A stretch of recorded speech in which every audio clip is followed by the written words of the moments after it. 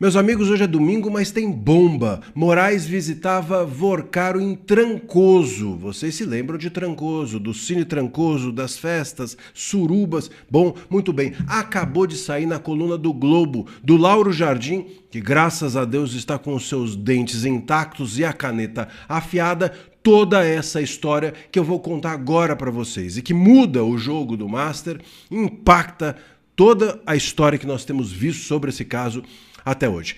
Eu sou André Marcília, advogado, comentarista jurídico, e peço a vocês que se inscrevam aqui no canal. Também deixe o seu like, deixe o seu joinha e considere se tornar membro da nossa comunidade. Acabamos de fundar uma comunidade chamada A Bússola. Entra na descrição desse vídeo, clica no link e fique sabendo de tudo. Venha fazer parte. Muito bem, o fato é que a coluna do Lauro Jardim diz o seguinte: não era apenas a mansão brasiliense de Daniel Vorcaro que Alexandre de Moraes frequentava. O ministro afirma, Lauro Jardim no Globo, o ministro também conheceu a casa de 300 milhões que o banqueiro liquidado alugava em Trancoso. Um imóvel, meus queridos, de 40 mil metros quadrados. 40 mil metros quadrados, não consigo imaginar o que é isso.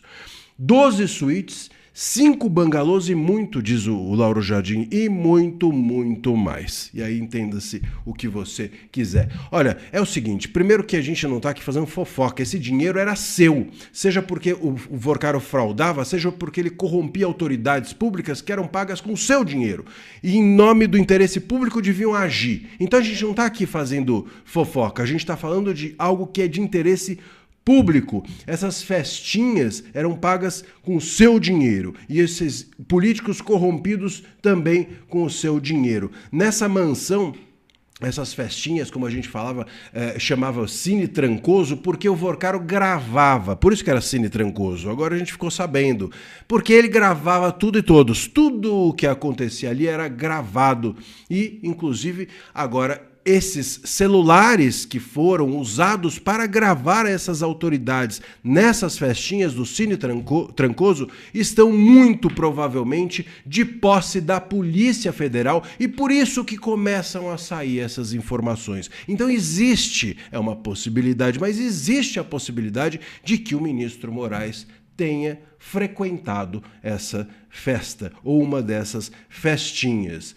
Bom, o Vorcaro, inclusive, gravava para chantagear os políticos, como eu já mencionei. Essas festinhas repletas de caviar, enfim, ucranianas, modelos russas, croatas, suecas, dinamarquesas, importadas sem falar uma palavra em português para não entender as negociatas que ali ocorriam, elas participavam e bom, até agora a gente não tem nenhuma investigação formal sobre essas festas. O TCU pediu, né, que isso fosse investigado, inclusive tem a presença de uma pessoa que foi dita que era o pica das galáxias do Poder Judiciário, e até agora a gente não sabe quem é, mas você começa a juntar as peças, né? E o fato é que a gente tem agora um conteúdo explosivo. Se o Moraes participou de Trancoso, é necessário que a gente entenda que se ele estava ou não envolvido nessas festas. E se ele estava envolvido nessas festas, é preciso entender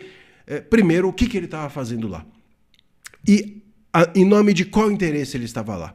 E se houve algum tipo de postura do próprio Vorcaro no sentido de gravar o ministro, é preciso, não que a gente veja, mas é preciso que a gente saiba como isso foi usado e de que maneira isso foi utilizado para eventualmente buscar até mesmo corromper a justiça e corromper o ministro e corromper o judiciário. Isso é muito grave, é isso que a gente precisa entender e é isso que precisa ser explicado e ainda não foi. O Moraes, meus caros, juntando possível crime de corrupção passiva, juntando possível advocacia administrativa, juntando essas possíveis festas agora, olha, ele já caiu, o Moraes já caiu, ele só ainda não sabe.